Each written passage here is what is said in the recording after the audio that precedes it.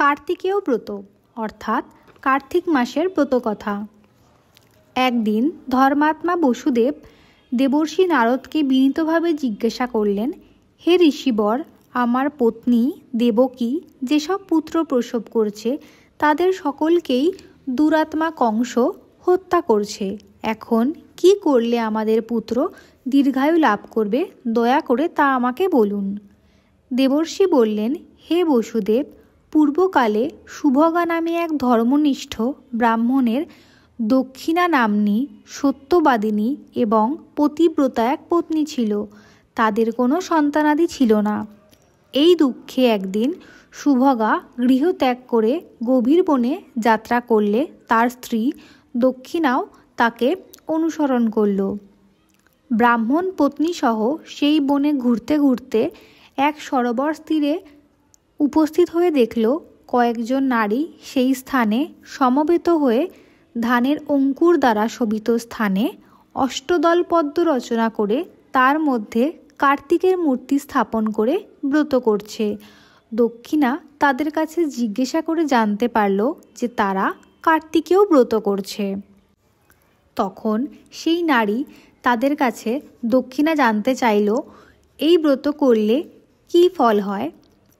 তারা বলল, নারীরা পুত্র কামনা করে কার্তিক মাসের বৃশ্চিক রাশিস্থিত সংক্রান্তির দিনে এই ব্রত করবে। ধানের অঙ্কুরে শোভিত স্থানে অষ্টদল পদ্ম রচনা করে তার মধ্যে সামর্থ্য অনুযায়ী সোনার, রূপোর, তামার বা মাটির কার্তিকেয় মূর্তি স্থাপন করে মূর্তির সামনে ঘট স্থাপন করবে। এই ঘটে যথাক্রমে গণেশ, নারায়ণ, ব্রহ্মা, শিব, দুর্গা, লক্ষ্মী, সরস্বতী, লোকপাল, নবগ্রহ এবং ময়ূর ও গরুড়ের পুজো করে যথাবিধি কার্তিকের ধ্যান করবে। তারপর কার্তিকের ষোড়শোপচারে পুজো করে লোহার তৈরি খড়গ প্রদান করবে। এইভাবে প্রহরে প্রহরে স্নানাদি পুজো করে ব্রতকথা শুনবে। কার্তিকের পুজোর সন্ধ্যার সময় আরম্ভ করে পরের দিন প্রভাতকালে মূর্তি বিসর্জন করতে হয়। এইভাবে 4 বছর পুজো করার পর উদযাপন করতে হয়। উদযাপনের সময় 4খানা ডালা, বস্ত্র, ভোজ্যাদি এবং নানা রকমের বস্তু দান করতে হয়। নারীরা এই ব্রত পালন করলে ইহকালে পুত্র পৌত্রাদি নিয়ে সুখে জীবনযাপন করে পরকালে পরম প্রীতি লাভ করে থাকে। কার্তিকের পুজো করলে সন্তানহীনা নারীদের সুস্থ, সবল ও বুদ্ধিমান পুত্র লাভ হয়। এরপর দক্ষিণা নিজ গৃহে ফিরে এসে ভক্তি ও নিষ্ঠা সহকারে কার্তিকেয় ব্রত আরম্ভ করল।